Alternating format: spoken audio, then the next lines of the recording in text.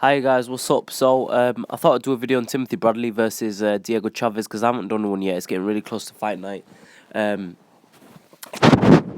in an audio format quickly. First of all, I just want to say that I think Timothy Bradley's gonna win this fight. That's my prediction. But I think that this fight's a lot more competitive than people think. But before we go into all that, I want to talk a little bit about the purses. $35,000 for Diego Chaves. But something that people aren't really talking about is the $2 million that Timothy Bradley's making. Now let's take a look at this in context. Timothy Bradley is making $2 million for this fight, in comparison to Amir Khan, who's making 950,000, I think it is. Devin Alexander 600,000, Keith Thurman 500,000 on the other card. Now, you got to think to yourself, okay, they've split up the purses in the card of Devin Alexander, Keith Thurman, Amir Khan. But I mean, if we look at this, right, how much money are we playing about with? But obviously, the undercard of this fight, other fighters are making some money. But Timothy Bradley, $2 million, that's a significant amount. And I don't know, but it's leading me to believe that HBO are playing with quite a little bit of money here.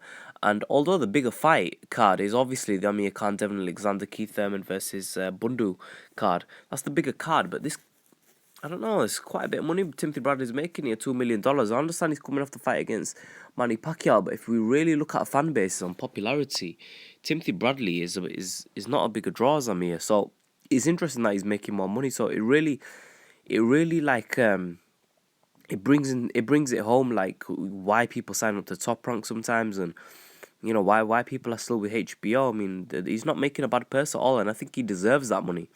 But moving on to the fight, Timothy Bradley and Diego Chaves. A lot of people aren't giving Diego Chaves a chance. I think that's not because of Diego Chaves being a bad fighter, but I think Timothy Bradley being such a superb boxer. And I think that Timothy Bradley's going to come to box. I think he's just going to outbox Diego Chaves, in and out movements, fast. And I think that this fight is going to give us a good reading on a fighter who potentially could be the future of the 147 division. You all know who I'm talking about. It's Keith One-Time Thurman. Thurman faced Diego Chaves. He didn't do too brilliantly early, and eventually he stopped him. He made the adjustment, got a body shot in. Whether it was lucky or not, it was power that prevailed, and Keith Thurman took him out of there and stopped Diego Chaves. Keith Thurman was not losing much on points, but the point is this, right, that Keith Thurman struggled a little bit against Diego Chaves. Now, if Timothy Bradley schools Diego Chaves in terms of boxing, schools him really easy, and Diego Chaves cannot get anything off, and he's really struggling to get any sort of boxing going, and he's just struggling in terms of the boxing, and he struggles with in and out movement of Bradley, the stop start motor that Bradley's got, the overhand rights that Bradley can throw, the combination punching, and the lightning foot speed of Bradley. If he struggles with this means that maybe Keith Thurman is a little bit overrated. But if on the other hand Diego Chaves, he performs well against Timothy Bradley, wins even 2-3 rounds against Bradley, we know then that Keith Thurman has the potential to go on and do very big things in the world of boxing, simply because Bradley is a superb boxer, but he's not known for superb power, whereas Keith Thurman has tremendous power. So he doesn't need to be as good as a boxer as Timothy Bradley. You see what I'm saying? Like Bradley should be a better boxer, far superb boxer to Keith Thurman to even be on the same playing field, because Keith Thurman carries a lot more pop than Bradley. But let me know what you guys think of this fight. I think Timothy Bradley's going to take it. I think Diego Chaves is going to make it a little bit difficult in there. But it also depends how hard has Diego Chaves trained for this fight. And that $35,000, talk about that. That really is not a lot of money. But the thing is I'm an economics graduate, which I'm proud of. I worked hard for that degree. And when we take exchange rates into account, and when Diego Chaves takes it back to his country, the $35,000 is a substantial amount of money. And I think that's why he dealt a little bit earlier than if he was living in America, because $35,000 is, let's be honest about it, it's not much at all. It's not much at all. And I feel that Diego Chaves is a bigger draw than that, because although he might not be able to sell as many tickets by himself, if he was fighting a nobody, he might not be able to sell much. But the thing is, he's fighting Timothy Bradley, and it's much better that someone like Diego Chaves fights him, because Diego Chaves, although he doesn't bring a crowd, that's not the be-all, end-all.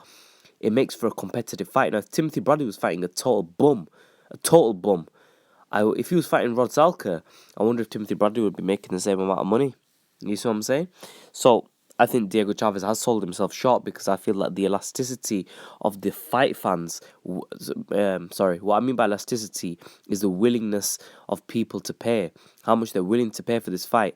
I think Diego Chaves increased the willingness to pay a lot. Whereas if Timothy Bradley was fighting someone like Rod Salka, I don't think people would be willing to, not necessarily willing to pay as much. What I meant to say is willing to watch the fight, because it's not on pay-per-view from my understanding.